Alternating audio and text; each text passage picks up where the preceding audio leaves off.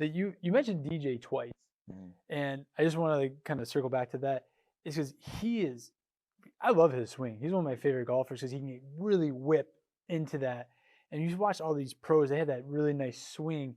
Do you see people coming in like, I want to swing like that? And there's like a physical, like, all right, you're not there. The reason I use tour pros as models and examples is to explain cause and effect. Okay. Right? Because do they all look the same or do they all look different? No, they're different. Yeah. Because do they all hit the same shot pattern or they vary it? They vary. So some hit fades, some hit draws, right? So I tell players this: like, there's no right or wrong there. So if I had to pick a model for most players, I'd say learn to hit a draw. The reason why is because draws go farther.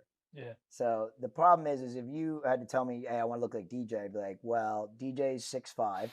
DJ's, built like a rock, like you play in probably the NFL as like a linebacker or maybe a wide receiver, and he swings at 123 miles per hour. Yeah. So if you could swing 123 miles and hit a 330-yard fade, I'm not going to change that. Yeah.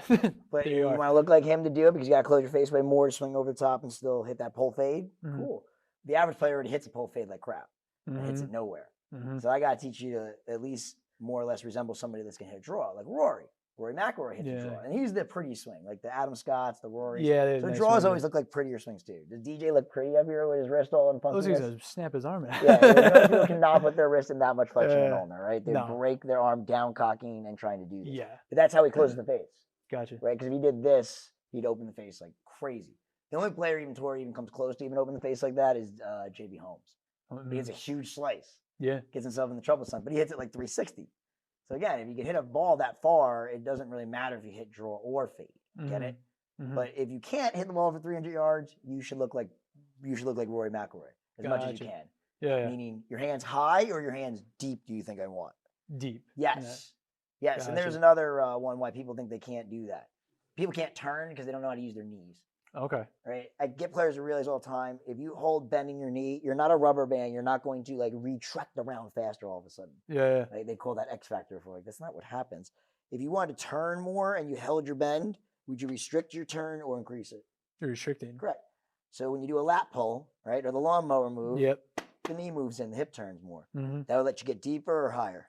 Deeper. Correct. Most players think they have to hold their bend. Gotcha. Keep their head down, hold their bend, and go.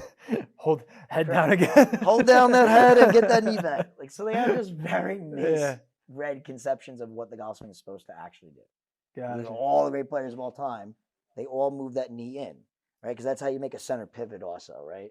When the knee bends out like that, it's when you're swaying. And that's, in baseball, you would do that first. Yeah. Baseball players would sway first into that trail leg as they pivot to head out to left field. Gotcha. Whereas golfers pivot first, so that knee's got to come in. And the hands would get deep and easier to close the face. Then they can slide, still use their knees correctly, and get into that finish. There you go. So the knees work the hips, but again, that's not that important compared to hands and arms. Hands and arms. Correct. That's some great. players just have that. Like I had that, so I don't know. But it wasn't taught to me that way necessarily. Yeah. I was taught some terrible cliches at times. 50-50. Some instructors got it right, some got it wrong. The ones that got it right growing up, I still even am good friends and colleagues with that I eventually, because I grew up from a junior playing with them into actual pro now. They were the ones that went the technology route and measurement and made sure what they were saying was actually based on fact, not just old folklore and cliches. Yeah, which is how it was taught. Yeah. Correct. That's awesome. That's where I do well. I'm like, like the complicated stuff and making it funny. And making it easier to understand, so it's not like anything more than common sense. Yeah, that's great. I've learned a lot so far. I got to change my whole golf swing is what I really realized.